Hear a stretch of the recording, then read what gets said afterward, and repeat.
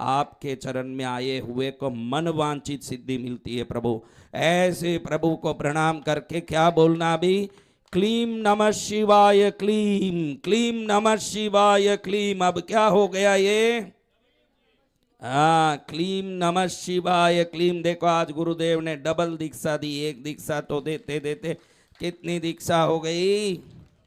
अभी सब पूरा होने के पहले कितनी बार माधुरी दीक्षित तो एक ही बार दीक्षित हुई है। आप तो 1000 बार मेरे से दीक्षित हो गए हो। वो माधुरी दीक्षित है तो आप सहस्र दीक्षित हो मेरे से। देखो तुम्हारा नाम क्या है? हाँ, कोई पूछे कि आपका नाम क्या है? सहस्र दीक्षित। सहस्र दीक्षित क्या माधुरी दीक्षित के? भाई वो माधुरी दीक्षित क्या बूढ़ी हो गई, कहीं गई होगी। मैं तो वसंत विजय जी महाराज का आशीर्वाद प्राप्त सहस्र दीक्षित हूँ। मैं कौन हूँ? हाँ, कितने 1000 बार कितना मंत्र